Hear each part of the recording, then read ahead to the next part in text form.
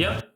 You read that right. I'm using video games to learn, specifically to learn intermediate level Spanish after the beginner level that I was at in 4 years of traditional education. I realized video games' power for learning after diving into a revolutionary new psychological theory known as ecological psychology. This theory challenges many of the traditional assumptions of psychology in a way that could revolutionize self-learning, teaching, and coaching as we know it. But that's not all. I found ecological psychology functions as a life philosophy instead of just a psychological theory. Exploring it has helped me not only understand myself better, but learn to understand others and our connection to the world better as well. I hope it can do the same for you. So buckle your seatbelts because this is gonna be a wild ride.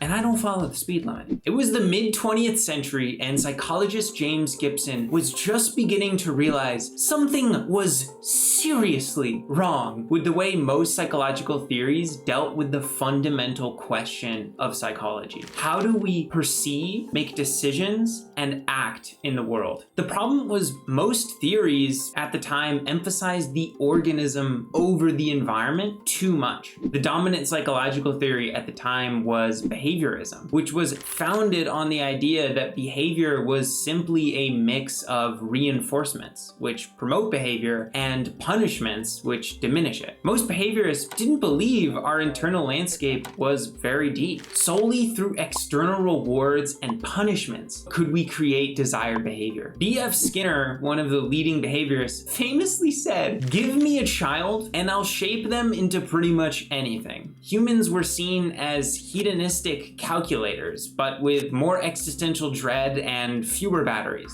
In response to the behaviorist's overemphasis on the environment, the cognitive revolution was sparked, including a range of theories that put most of the emphasis on the organism. The cognitive revolution included theories such as cognitive psychology, which analogized the brain to a computer, putting emphasis on the brain, our CPU, memory, hard drive, and information processing, RAM, as the root of how we perceive, make decisions, and act in the world. It also included theories like psychoanalysis, which was around before the cognitive revolution, but gained popularity as it came out, that emphasized the unconscious mind's influence on organisms. And finally, there were the humanists, who emphasized the individual potential and stressed the importance of growth and self-actualization. Naturally, all of these psychological theories clashed against each other, especially with behaviorism, creating quite a rave in the psychological community. It was in this war zone that Gibson began developing his ecological theory of psychology. Ecological psychology comes from the study of ecology, which explores the relationship between the organism and its environment, and psychology, which explores the human mind and how it interacts with the self,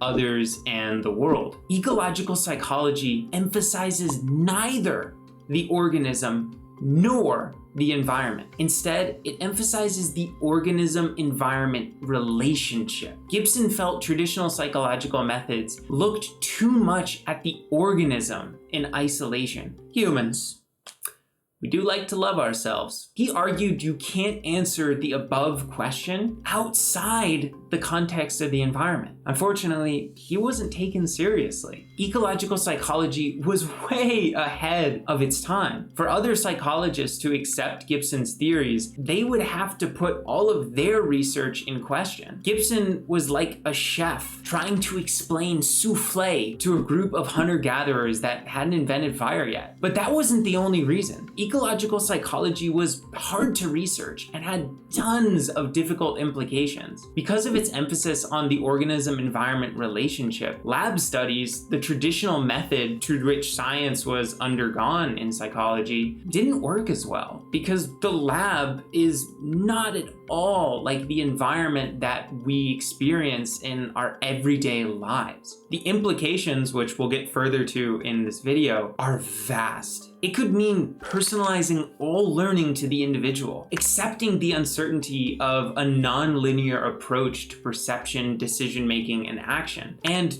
de-emphasizing the organism's importance from the environment. For these reasons and more, ecological psychology never got the respect that it deserved back in the 20th century. It wasn't mentioned whatsoever in any of my psychology classes at Cornell. The only reason I discovered it was because of talking to Danny Hatcher on my podcast. Let's change that. We're going to explore exactly what ecological psychology is, why it has helped me learn Spanish through video games, and how it could change the way we learn everything. Let's get going. To understand ecological psychology, we need to understand the fundamental question that all psychological theories are trying to answer. How do we perceive, make decisions, and act in the world? For the rest of this video, I'm going to refer to all of the approaches which answered this question in the past as the traditional approaches. Keep in mind, I know full-heartedly not all of these approaches have the same ideas, but most of them are similar in the fundamental assumptions they make about answering the question above. And for simplicity's sake, I don't want to say every psychological approach every single time that I have to mention them. So, to understand the traditional approaches to answering this question, I like to use an analogy that Gray R. used in his book, How We Learn to Move. He analogized our brain like the CEO of a company, Human Functioning Inc., and the disparate parts of our body as divisions and individual workers inside the company. The sensory parts of our brain take in stimuli and, through processing memories, interpret them, connecting to our schemas. Then, this gets sent to the planning and decision-making parts of the brain, which give orders down the chain of command, the spinal cord, to the various organs and muscles of the body where we finally have action. So you can see it's a very linear system: perception, decision-making, action. There are a few key problems with this view of perception, decision-making, and acting. The first problem is it isolates the organism from its environment. The reality is we don't perceive, make decisions, and act in isolation. We do all three of those in the context of environments. Anyone who's walked into a room full of donuts while on a diet can attest to this fact. Skills grow in the context of environments that you grow them in. Like a tree planted on foreign soil, we can't simply train skills out of context and then plug them back in with no loss of transference. Neither can we transfer skills across environments, like playing chess to better our strategic decision making. Emphasizing the organism too much has another insidious implication. Anyone who's not normal in society is essentially being told that their parts are faulty, they aren't working correctly, and they must be fixed. The second problem is it treats perception, decision-making, and action like a linear process when they are a totally non-linear one. Thinking psychology is linear is like thinking the fastest way through the grocery store is a straight line. Have fun crashing into the cereal aisle. Yet, linearity is comforting because we can understand it. Humans love to attribute cause and effect relationships to things. The reality is our psychology is like a dumpster dive. There's a little bit of everything in there. Your mom's favorite 80s music, a dash of the emergency room ambiance in which you were born, and something from your morning cereal. When we attribute this linear relationship, force it onto our perception, decision-making, and action, we simplify the complexity of what humans are actually like and make it harder to get to the root of some of the most fundamental issues of life. The third problem is it seems as if there's one optimal solution to solving certain problems. If perception, decision-making, and action is linear, it should be easy to plug and play certain solutions across contexts to work with most people. When we look at many traditional school and workplace settings, this is exactly what happens.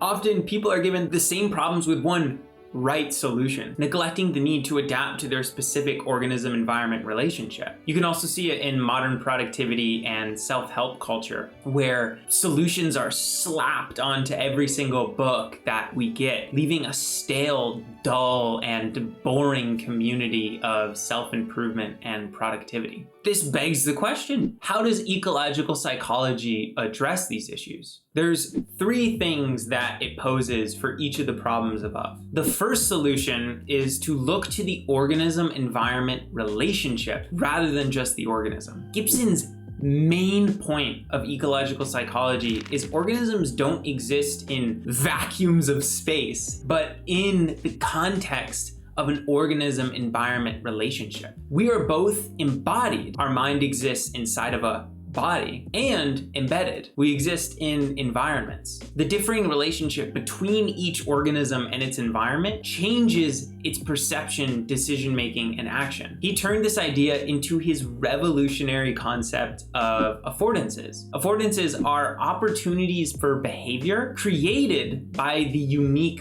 organism-environment relationship. Perceiving affordances is to carve up the world into meaningful units of action rather than using the meaningless units of physics. In Gibson's own words, the perceiving of an affordance is not a process of perceiving a value-free physical object to which meaning is somehow added in a way that no one has been able to agree upon. It is a process of perceiving a value-rich ecological object. Any substance, any surface, and any layout has some affordance for benefit or injury to someone. Physics may be value-free, but ecology is not.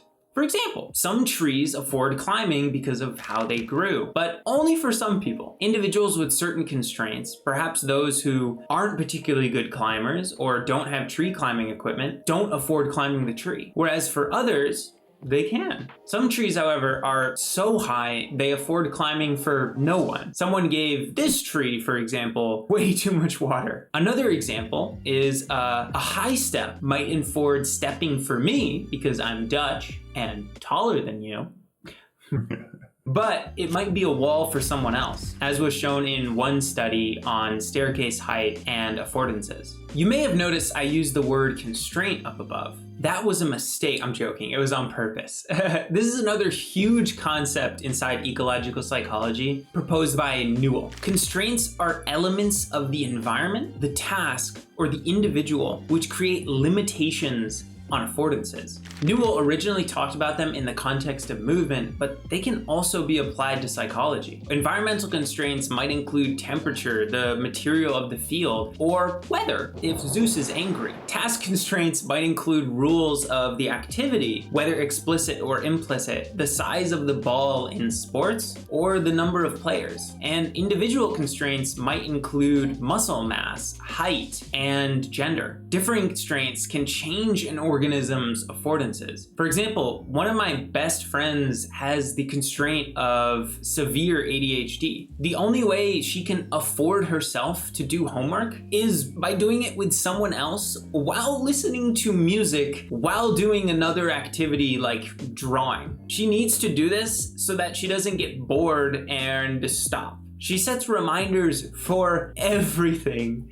because if she doesn't have a timer go off, she will literally forget to do the thing. Some people look at her and think what she's doing is silly, and it probably would be for them, but they neglect the differing organism-environment relationship and the constraints she has that they do not. Stop. Think for a moment how cool that is. Every person, every instinct, every organism has a different organism-environment relationship. They have different constraints and affordances and therefore perceive, make decisions, and act differently. Isn't that insane? Sometimes while petting my cats, I wonder what is going on in that head of theirs. I mean, their organism-environment relationship, much catchier, if I do say so myself. You know, they live a very simple life. They drink milk, they eat food, and they sit around. Not too shabby, if you do say so myself. I might do that after this video. In fact, I'm gonna do it right now. I'm just gonna drink some coffee.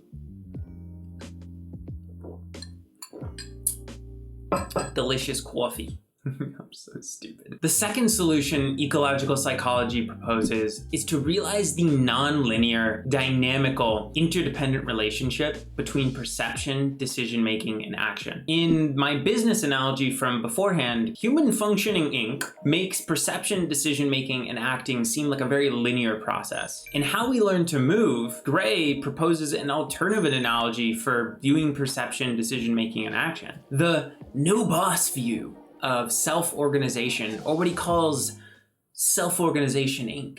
Self-organizing systems exist everywhere and work without a boss. To understand how self-organization works, let's consider a flock of birds. As Gray explains, the business model used by a flock of birds is one of self-organization. That is, the order and structure in the company arise from the interactions between the lower-level components of the system, not from some rules or a plan given by a higher level central controller. The workers are organizing themselves using only the information available to them without needing a boss. No one king bird, king DDD, you might say, controls all the other birds' movements. Rather, all the birds perceive and react to their fellow birds in response to movements, wind, and other things. In ecological psychology, this is called perception-action coupling, where perception and action aren't separate processes,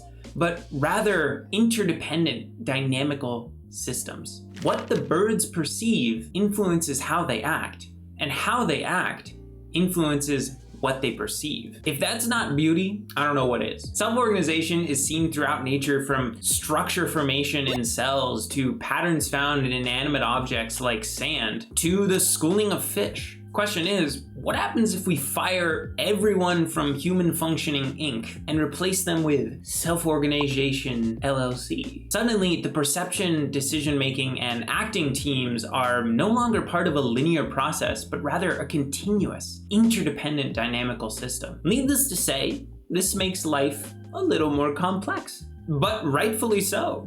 As boss, we understand we can't separate perception, decision-making, and action and fit them back together like jigsaw puzzles. We must respect the whole as different from the sum of its parts. We foster relationships between individuals and cross-team interaction. We must accept we don't know everything and get input for decisions from the bottom ladder of our company instead of just us. The implication of this notion feeds into our final solution.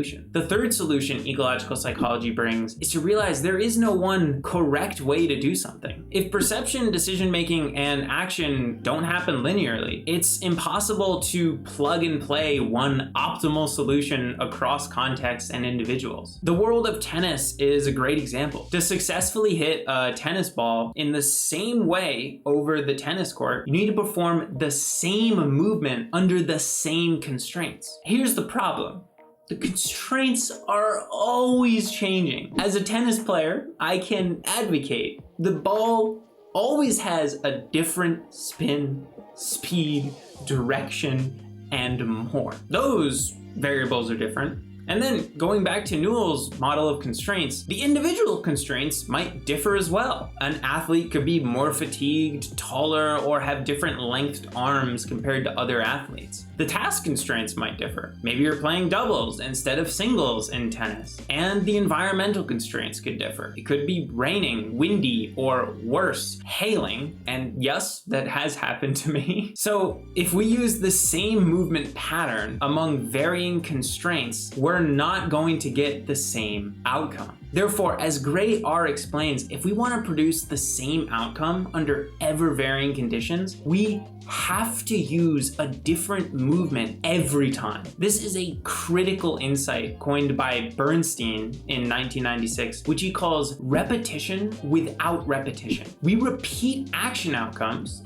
for example, hitting the ball over the net, by changing our movement patterns to adapt to varying constraints in our environment. Hence, repetition without repetition. Therefore, the key to becoming skilled is not learning one gold standard technique, but learning to produce the same outcome by adapting movements to differing constraints. If you analyze the top athletes in sports today, you'll find a huge diversity in movement patterns. As Gray further explains in his book, skillful movers in the same discipline not only differ in movement patterns from each other, inter-movement variability, but also have significantly different movement patterns in their own movements, intra-movement variability. This doesn't just apply to sports, but to everything. Different productivity methods work for different people. Different routines work for different people. Different learning principles work for different people. The trick is to expose people to different organism-environment relationships and help them self-organize their own best solution. Now to go back to the question we started this video with. Why am I using video games to learn Spanish? Let's start by understanding the problems that I had with my Spanish learning in high school. I won't lie,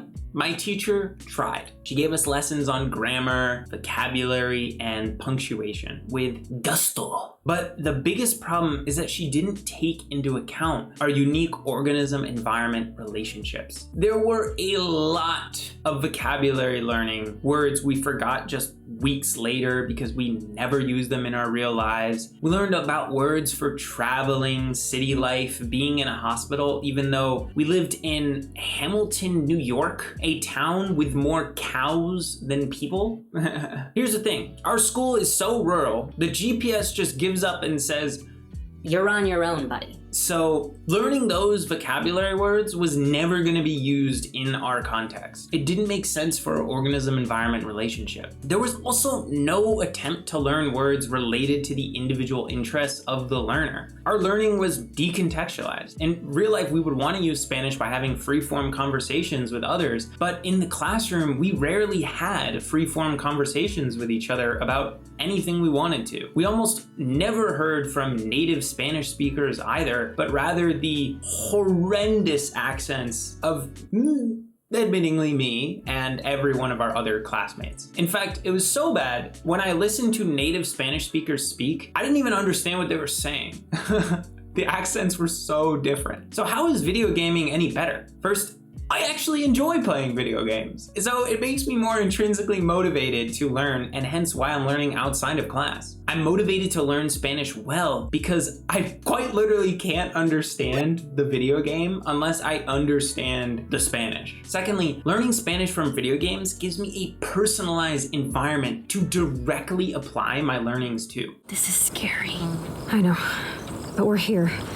Let's go find the best way in. This environment is allowing me to learn words specific to my interests and in context. Thirdly, I'm hearing native Spanish speakers speak. This affords me the opportunity to speak in Spanish with natives myself when traveling to a Spanish-speaking country in the future. Now that we've discussed some of the reasons ecological psychology has led me to use video games to learn Spanish, what are some other general learning principles that we can take away from ecological psychology? The first is not to separate skill from the environment it's embedded in. Transfer has long been thought of as the holy grail of education. The idea is what we learn in the classroom can be taken out and applied outside of the classroom. Sounds awesome. Learning English will deepen our emotional resonance, and math will deepen our logical skills, etc. But as Haskell states in his 2001 article, although some disagree, most researchers and educational practitioners agree that meaningful transfer of learning is among the most, if not the most, fundamental issue in all of education. They also agree that transfer of learning seldom occurs, which begs the question, why is transfer so bad? As Murin states in his 2016 article, rather than demonstrating how a truth was discovered through inductive reasoning, the truth/fact is simply fed to passive students who have no idea what to do with it and typically are not taught how to apply/use it, which is why transfer does not occur. If one does not know how to apply/use it in a real world scenario, what purpose does it serve? It's like an empty vessel. simply an object/idea with no significance, but perhaps awaiting rediscovery, like an uncovered archaeological object that stumps scientists' understanding of its use. The ecological psychologists have a solution for this. Don't separate the skill from the environment it's embedded in. Transfer of learning is so bad because it's woefully indirect. For any learning endeavor, whether in school, self-directed learning, or the workplace, ask yourself, how can I adapt this to be more direct to the environment that I want to use it in? Skills don't just exist in an organism. They exist in the organism-environment relationship. Scott Young gives 4 ways we can make learning more direct in his book, Ultra Learning. Firstly, we can create a learning project. This gives us an avenue to apply our learnings to. For example, I created learning projects for my 30 days to learning pixel art, my Spanish language learning, and my journey to learning periodization in the gym. Secondly, we can create a simulation of whatever it is we want to learn. For example, pilots use flight simulators to simulate the experience of actually flying, and it's pretty good at transferring. Thirdly, we can immerse ourselves in the actual environment we want to use the learning in. For example, one of the most common language learning techniques is to simply immerse yourself in the country that you want to be able to speak the language in. Finally, we can create analogies. Analogies connect whatever you're learning to something you already know, which is often something in the real world. I've used them countless times throughout this article to explain concepts like constraints, affordances, and self-organization to you.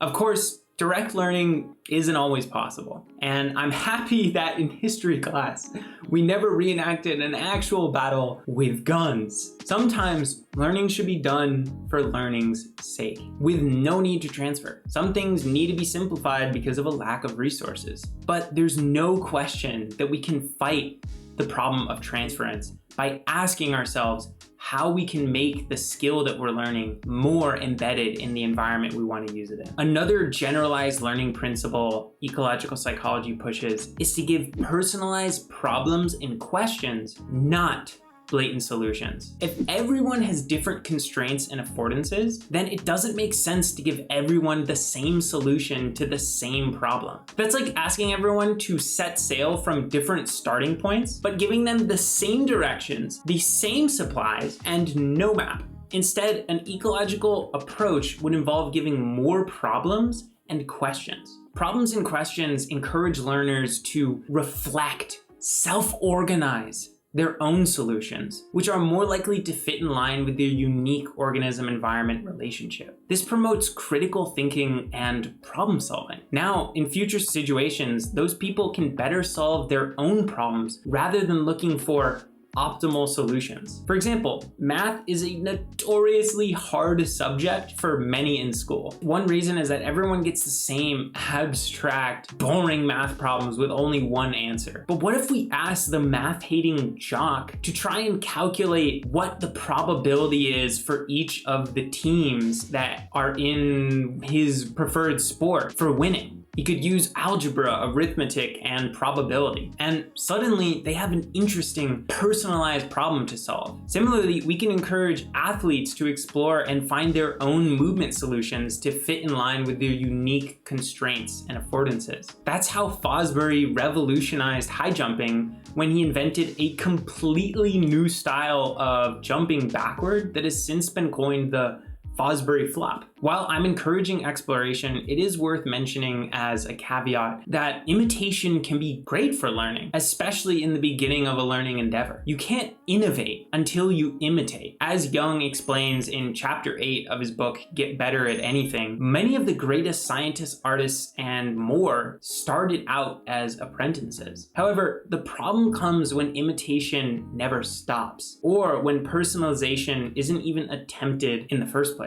With an application of ecological psychology, we can ensure that does not happen. Unfortunately, Gibson, Bernstein, and Newell, the 3 greatest contributors of ecological psychology, aren't alive anymore. But if they were, they would be ecstatic knowing ecological psychology is finally starting to make its leeway into the modern psychology field. And it continues with you. Simply applying the insights from this video about ecological psychology, organism-environment relationships, constraints, affordances, repetition without repetition, self-organization, and more can help it spread. Try and talk about it with someone. Use one of the analogies that I mentioned to explain the ideas. Ecological psychology is completely changing how I see learning, but I think it's more than that. I see it not only as a psychological theory, but as a philosophy, one in which we respect the individual's relationship with their environment. We don't assume other people should feel, think, or act in the same way that we do. We see the beauty in the non-linear, dynamical, interdependent relationship of perception, decision-making, and action. Instead of putting ourselves on the pedestal, we humble ourselves by recognizing our environments. Instead of seeing our beliefs, skills, etc. as the best way, we realize it might be the best way for us. So go think outside the box, or in the box, because otherwise you would be neglecting the organism-environment relationship. And if you liked this video, then you should sign up for my free 5-day challenge email course, Self-Learning Quest. This is a challenge which helps video gamers in the workforce learn to fall in love with and effectively learn outside of school and the workplace. You can go in the description below to sign up for that. As always, have a fantastic rest of your day, eat some peanut butter, and bye-bye.